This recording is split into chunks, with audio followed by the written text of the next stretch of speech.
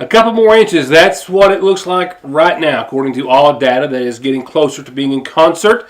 That's what we expect to see in our next round of snow. Not the only mention of snow in the forecast throughout the rest of your 7-day. The most significant in the very latter part of the outlook has a 50-plus degree day. How nice will that be? But before it gets here, we'll talk about what we've had, what we are expecting tonight.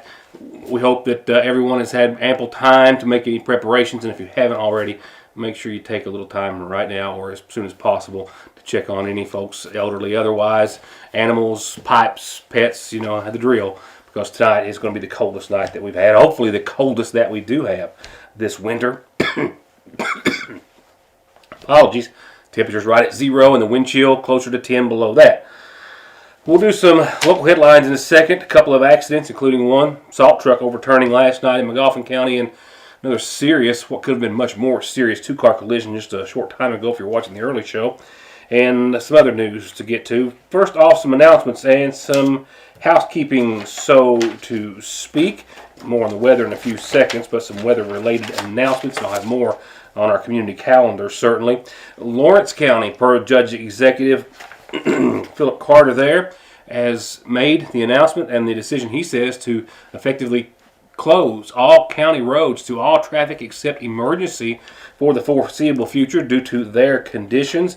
And there are also warming centers as well, as there are in McGoffin, Johnson, and I believe all other counties. The Blaine Church of God, Fallsburg Community Center, and the Lawrence County Community Center. But again, county roads in all of Lawrence County closed down to all through traffic except for emergency vehicles and, of course, other official vehicles until road conditions improve. And a lot of cancellations, pretty much anything for today, tonight. If it was scheduled, it's been canceled. For the rest of the week, some cancellations as well. The regular board meeting for this Thursday of the McGoffin County Board of Education has been postponed to Tuesday the 23rd. My apologies again. Big Sandy Community and Technical Center is operating virtually tomorrow. All campus locations will be closed. Students need to log into their Blackboard to access their classes for further instruction. Morgan State University's Prestonsburg classes are canceled for tomorrow. Offices are closed as well. And here in McGoffin County, I've made a few phone calls today and a few other things to try to see what will be back up and running and on schedule tomorrow. Rumpke was not going to run today and collect. However, they realized they were able to get a couple of vehicles on the road, and they hit the businesses and some of the dumpsters, which were starting to fill. I spoke with Robert Bailey at the Lee's Famous Recipe location earlier today, and he checked with the others there, and they confirmed that Rumpke will be running again tomorrow, and they will only be covering main roads that were to be collected yesterday and today. If they can get that done and still have time, they will collect main road locations that they were scheduled to for Wednesday's collection tomorrow. I'm sorry. And that's the plans, but Rumpke running on a limited schedule tomorrow and perhaps the rest of the week. Now, the transfer station will be open tomorrow from 8 until 4. County offices, I checked with McGoffin County Judge Executive Matt Wireman earlier, and he says that as of right now, they're planning on opening all county offices on a normal schedule tomorrow. As of right now, they will be open, and they're planning on opening at normal time tomorrow. That does include the recycling center and road crews, as have been state highway department crews have been out all week covering county roads. County road department, they've been salting and grading pretty much nonstop, and will continue to do so tomorrow. And of course, no school in McGoffin, Johnson counties, NTI days across the board, pretty much for everyone. I've got a few other announcements and things of that nature, weather-related cancellations that I'll get to on our calendar, but we'll get to our headlines next. I'll be right back. I believe in Kentucky. I believe in Kentucky. I believe in small-town values. And Mom and Dad and the things they handed down. I believe some of the best people in the world are farmers. I believe in insurance that protects families, homes, and cars. I believe in always finding a way to do what you love. I am Kentucky. I am Kentucky. I am Kentucky. You've seen the forecast, right? You know what season it is, so it is time to get ready. with New Year deals that are worth up to $200 off a new set of tires, and get your car running like new with only a $35 state-of-the-art computer diagnosis, and save all the payments for later with 6 months same as cash at Conley Tire and ConleyTire.net. Appalachian Wireless is not slowing down in the new year. In fact, this deal went so well, it's still going on. An iPhone 13 128 gig for a penny with a 2-year contract on the Mix and Match or Unlimited plan, new or renewed line. This is literally while supplies last. 1 penny for an iPhone 13 128 gig. Terms and conditions do apply. See Appalachian Wireless for complete details. A new year, a new you, and a new device. We are you. We are Appalachian Wireless. Join us for the grand opening of the Johnson County Community Health Center on Thursday, January 25th, with an open house from 1 p.m. to 5 p.m. Enjoy free refreshments and register to win a prize by taking a tour of our new facility, including a big screen smart TV, Fitbit, and gift card. We are proud to offer family medicine, behavioral health, and an in-house laboratory. Patient appointments are available beginning January 29th. Call now. Big Sandy Healthcare. Quality care close to home. Platinum Award-winning singer-songwriter Chris Janson is coming to the MAC, and he'll be playing hits such as Buy Me a Boat. But it can buy me a boat. It can buy me a truck to pull. Fix a Drink. But I can fix a drink. And one of his most recent hits, Good Vibes. I'm getting them good vibes. I'm living this good life. Get your tickets now. Call 1-888-MAC-ARTS, stop by the People's Bank box office, or visit macarts.com. Again, a reminder, the Lloyd M. Hall Community Center is open for a warming center again tonight, and that has, of course, been the case pretty much all week long, tonight being the coldest night. I know they've had several folks manning the station down there. I'm not sure if they've had any takers, if you will, but anyone without a heat source, without a home, without shelter, please get the word out that the Lloyd M. Hall Community Center is open. A place to sleep, get some comfort, if you will, and get out of the weather. The Magauffa County Fiscal Court is meeting tonight. The 3 magistrates all agreed that they were able to make it in, and the judge proceeded with us keeping the meeting on schedule. That started at 6, and I actually put the program together just a few minutes earlier than usual so I could run across the street and get that covered. I'll have reports for you on that tomorrow. One interesting item on the agenda is that with what appears to be an agreement with the South Magaufan community activists. This is in relation to the property from the old John T. Arnott School, and there could be a deal in the works between they and the county that could greatly improve that facility. Hope to have a big announcement there tomorrow. A couple of accidents, no, and fortunately minor injuries sustained in 2, not necessarily both related to road conditions. This is the second of 2 reports of overturned salt trucks that I've received in the past 48 hours or so. The other was in Breathitt County, a non-injury incident similar in nature to this one where there were no other vehicles involved. Here in Magauffa County on Route 40 last night around 6 o'clock or shortly thereafter, the driver of this salt truck saw his vehicle overturn due to either a soft shoulder or something of that nature. Nevertheless, he was out upon arrival of other individuals, that being fellow state highway employees and or emergency personnel, and the truck was overturned after some time and uprighted. No injuries were sustained. This is one of the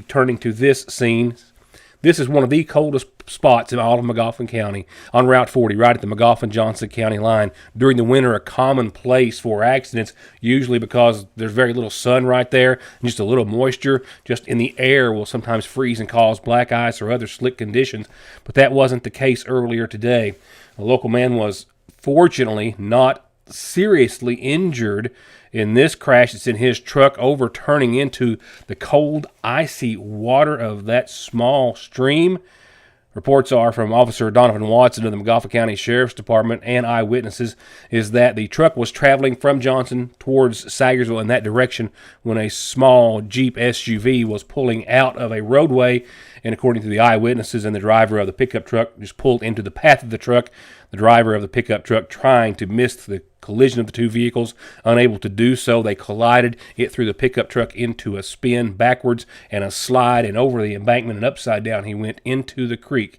He was wet, he was cold, he was cut up and scratched, but otherwise okay, and was able to walk out with some assistance up the embankment and get into a vehicle and get warm upon waiting arrival of further EMS and the ambulance service. I do not have the name of the driver of the small Jeep, but per Officer Watson, it's my understanding that the vehicle's tags had been canceled due to failure to maintain insurance, and there was also said to be an active warrant in that individual's name who was in the process or soon to be placed under arrest at the time that I left the scene. I'll have an update for you when more information comes. Now, a few more weather-related announcements and other things on tonight's McGoffin Farm Bureau calendar. A reminder, the Water into Wine Food Pantry will not be having a pantry tomorrow, their regular second of two regular dates for the month. They'll reschedule. Please stay updated on their app, Facebook, or call 349-6301. And, of course, this Thursday was to be Commodity Day for our McGoffin County senior citizens. They will be rescheduling, and Marlene will let me know, but help get the word out to all the clients if he can. And the center will be closed again tomorrow. Remember, the gym, however, is open for a warming center inside the Lloyd M. Hall Community Center, but no commodities this Thursday for our senior citizens. No other announcements. If you've got some important announcements, whether it's during a winter storm or not, this is how you tell me, so indeed I can tell everyone else about them. Turning to funeral service announcements, a reminder that a memorial service honoring the life of Cindy Ard will be announced at a later time by the Sagersville Funeral Home. Cindy Ard, age 59 of Flat Fork, passed away on Thursday of last week at her home. Survived by her husband Randall, daughters Cynthia Wade and Catherine Howard, sons Timothy Wade and Thomas Wade, and Titus Wade, as well as her sister Shannon and brother Steve, 11 grandkids, and a host of family and friends. 69-year-old Billy Reed of Sagersville passed away on today's date at Prestonsburg Healthcare. Arrangements incomplete at this hour, but to be announced soon by the McGoffin County Funeral Home. 75-year-old Flora K. Howard Preston will be laid to rest following services that start in her honor this Thursday at noon from the Lakefront Church of God. Friends can call on the Lakefront Church of God after 5 tomorrow and any time prior to Thursday's services. Flora K. is preceded in death by her husband Russell and her longtime mate Gary Thomas Harold. She's survived by sister Patricia Vidito, brothers David and Carl J. Howard, children Vanessa Wright, Scotty Reed, Jeffrey Reed, and Rigel Preston, 11 grandkids, and 14 great-grandchildren. Again, services to be held at noon this Thursday at the Lakefront Church of God. Arrangements still incomplete at this hour for 84-year-old Pauline Adams of Staffordsville, who passed away Sunday, to be announced by the Jones and Preston Funeral Home.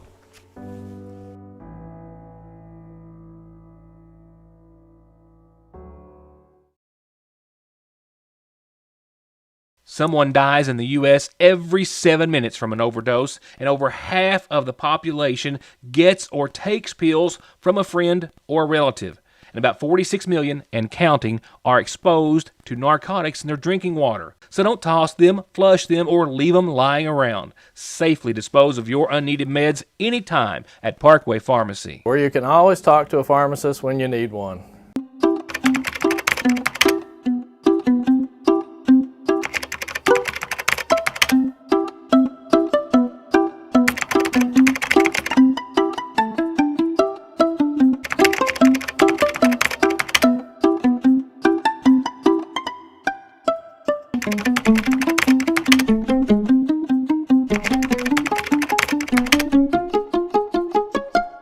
Sagersville National Bank hopes to help you start the new year with financial freedom and peace of mind. From new services like Apple and Google Pay with your debit card, to their more than century of being dedicated to being your personal or business banking institution, they're here for you with digital, phone, or in-person banking at both locations. Cooked cabbage is back at your Sagersville Lee's, and so is the low-carb plate. I mean, yes, you can call it a low-carb plate because it is. There's barely any carbs in it, but it's also one of the tastiest meals we've got.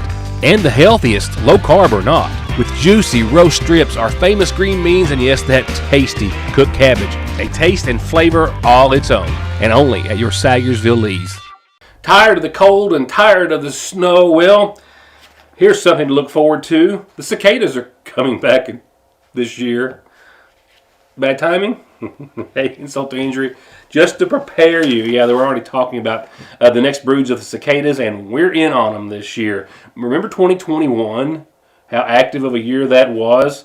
And I can remember one of the broods a few years prior to that, and especially getting up in Ohio. I'd never seen anything like that in my life. Uncertain if that was 21 or maybe a few years prior. Nevertheless, they can be rather overwhelming. They're not of any harm to anything or anyone. I mean, as far as that goes, as far as being harmful to humans, pets, your gardens or crops. They just can be overwhelming, and they can be a nuisance, certainly. Their little beady, glowing red eyes, and of course that screaming does get to one after a while. This year we've got a couple of groups or broods of cicadas which are going to come out across many states, including ours. After 13 years, brood 19 is set to emerge this spring in 14 states, a number of which including Kentucky, Indiana, Tennessee, Virginia, and a host of others. And the 17-year brood 13 will emerge in some Midwestern states, but it's brood 19 that we will, of course, see here. And it's when the females, of course, lay their eggs in trees. They drop to the ground, burrow, waiting for years to emerge, depending on the brood. Once they do, adult cicadas will mate, lay millions of eggs, die, and all that happens in about 5 weeks. And that screeching, of course, is the males mating as well as just trying to establish their territory.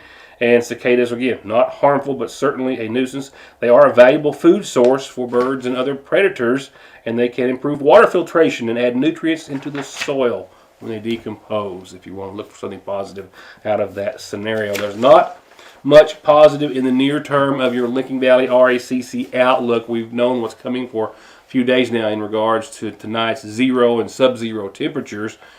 There is some light, literally, however, at the end of the forecast tunnel, though. First, let me go back to road conditions, which I didn't touch on much earlier when I was covering auto accidents. I was actually just walking out the door to go out and survey the roads and let you know kind of where they were and how they stood when that accident was reported on Route 40. This is returning back to the studio. Route 40 pretty much indicative of all major thoroughfares. Pretty much clear. The sun went a long way today to helping them thaw, adding to an extra bonus to all the work put in by our state and county road departments. With that said, side roads are side roads, and they're just that and still largely treacherous, so everyone just stay in if you can. Now, from there on, let's talk about temperatures tonight. That's our immediate concern right now. Nothing really new to talk about, but we're talking about an estimated 0 degrees. We're going to bottom out tonight, and some folks look to be a tick or two below 0 tonight, and that is actual temperatures, not wind chills. Wind chills look to be about 10 or 15 below 0, depending on, how close to that actual 0 you are with a light wind that we are expecting. That's dangerously cold conditions. You don't want to be out in that. You don't want to get caught out in it. You don't want to have your pipes exposed, your pets exposed, or anything of that nature. So we hope everyone is taking proper precautions. Now, as we look ahead to our 7-day, we'll not only talk about tonight, but we'll talk about the chance for some accumulating snow before the week is out. And we are again, even though it's coming from a bit of a different direction, we are again in the potential greatest impact area for snowfall. And right now, models, kind of like with the snow, this estimated 8 to 9 inches that we've got on the ground, which will be on the ground for a while, still a bit of an unknown till it kind of starts to happen. I'm going to say a couple of inches right now is a good early estimate.